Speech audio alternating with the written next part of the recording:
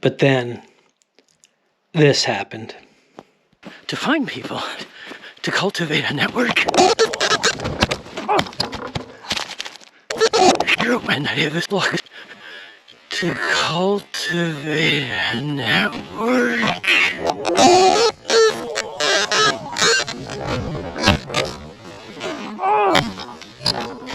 So...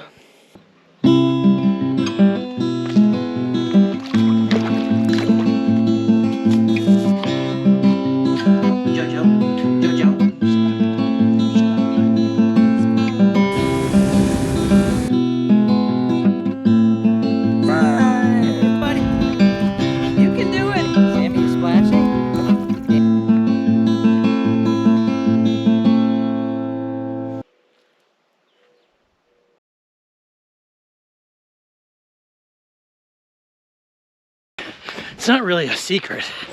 I mean, if you know me and you've watched these videos, you know that my son Sammy passed away.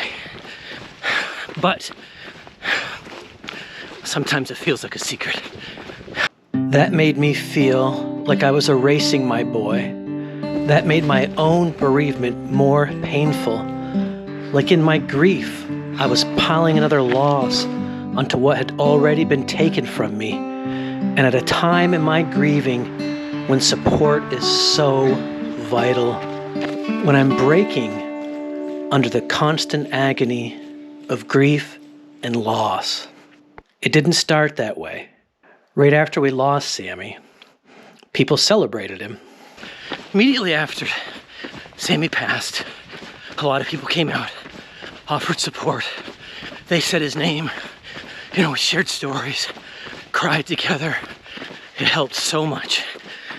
But as time passes, you start to notice a hesitancy to say Sammy's name. And that time comes much quicker than you think it would. You also notice an open display of much more uncomfortableness if you say it. His name, I want to talk about him. I want to talk about Sammy. Not only uncomfortable, but some people just come right out and say, you know, it's time to move on. And I'm, pushing forward. But pushing forward for me doesn't mean I have to just forget about him or never talk about him, or actually he doesn't exist.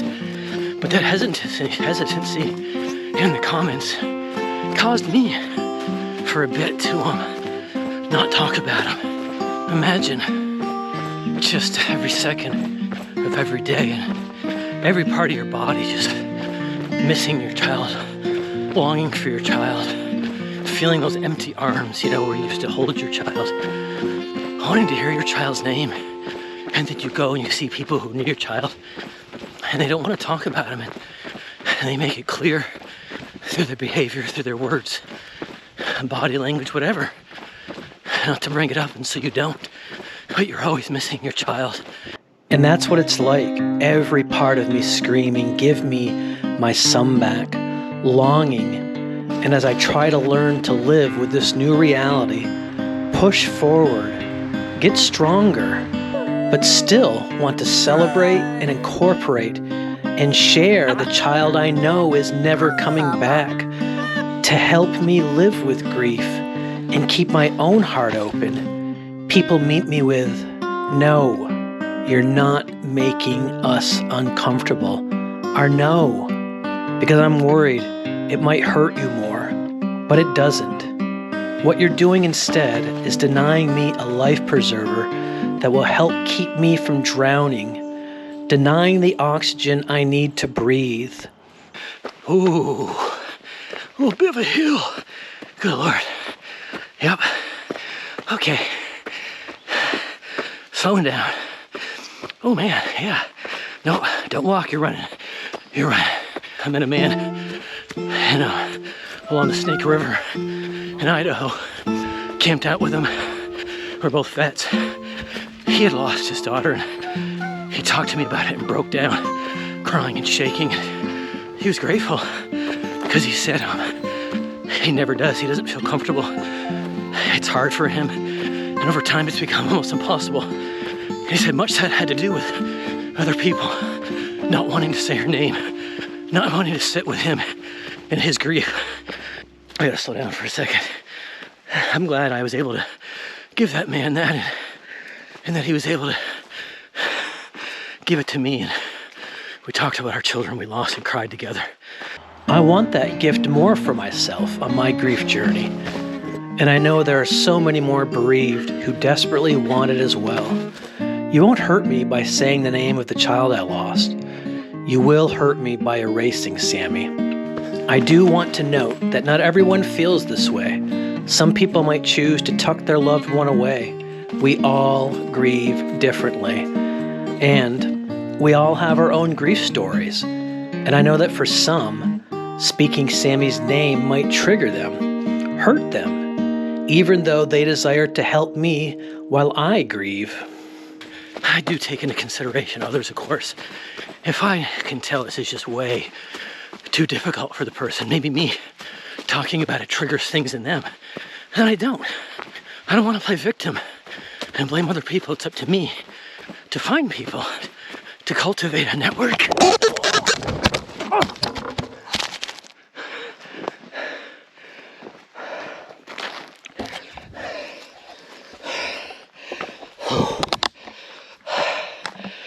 Good Lord, I'm okay. We can all laugh about that. Is this a new trail? There's roots sticking up. I don't know what I tripped over. Oh God, thank goodness for my athleticism. Oh, my glasses. Oh my God, I wonder what this is gonna look like on camera. Okay, it's a little dirty. Starting to go forward, and I tried to put one leg out, put the other leg out. That wasn't happening. I knew you're going down, and so I looked ahead of me real quick, saw roots and rocks to the left, mostly dirt to the right, and dove, like sliding into home, you know. And didn't even knock the wind out of myself, actually, although I went down pretty hard. Yeah. So that was fun, y'all. Anyway, what I was saying was, it's up to me to cultivate, create a network of people that I can talk to Sammy about. And luckily I do have some people, not a lot right now, but some people I can whenever I want. And I know it doesn't make them feel uncomfortable at all. They'll listen. They talk about him too. Sammy's mama, Shannon, Sammy's stepmama, my wife, Priscilla, my sister. I'm eternally grateful for these people, but in my experience pushing through my own trauma while grieving, they aren't the norm. During my road trips, exploring and hiking around the country to create joy alongside my grief and to recreate myself and also connect with Sammy. I was fortunate to connect with others bereaved by the loss of a loved one. Almost all of us have felt the pressure by others to move on because of the discomfort our grief caused them. It's difficult to push back against that when loss leaves you weak and you need the strength you have to simply survive. This compounds the trauma, makes it more difficult to push through loss and grief. I do believe that while we must save ourselves, the support of a community is sometimes the difference between forever drowning or coming up for air. And since this society largely fails to provide us with the most crucial tools, a little effort could go a long way to become beautiful balls of light that uplift people on their grief journeys. I'm in therapy now, and this therapist said grief, it's not like it gets smaller, you know? As you learn to live with it, it's always there. And you're always going to feel it as raw. Sometimes it's not going to go away. You don't just stop missing your child. We still love them just the same. I love them more, actually. I fall more in love with my son every second as time passes. I miss him more, actually, than I did from when he first passed. Again, I say a lot, you learn to live with it. I do.